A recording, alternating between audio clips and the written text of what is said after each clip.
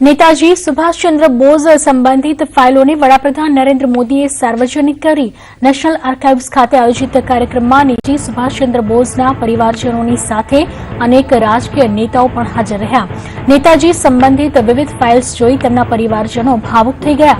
National archives પાસે 3000 ફાઇલો છે, જે પૈકી 100 જેટલી ફાઇલ્સ ક્લાસિફાઈડ કરવામાં આવી, જે સાર્વજનિક કરાઈ। પીએમઓ પાસે 41 ફાઇલો, જે પૈકી 33 ફાઇલ સાર્વજનિક કરવામાં આવી છે।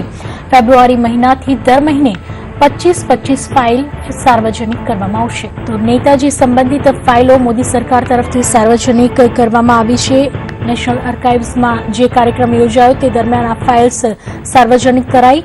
આ દરમિયાન વડાપ્રધાન નરેન્દ્ર મોદી, મહત્વના નેતાઓ તેમજ સુભાષચંદ્ર બોઝના પરિવારજનો પણ ઉપસ્થિત રહ્યા। નેશનલ આર્કાઇવ્સમાં તેમની ફાઇલો સાર્વજનિક કરાતા તેમના પરિવારજનો પણ ભાવુક થયા હતા। પીએમ મોદીએ નેતાજી ઉપર પોર્ટલ પણ લોન્ચ કર્યું છે।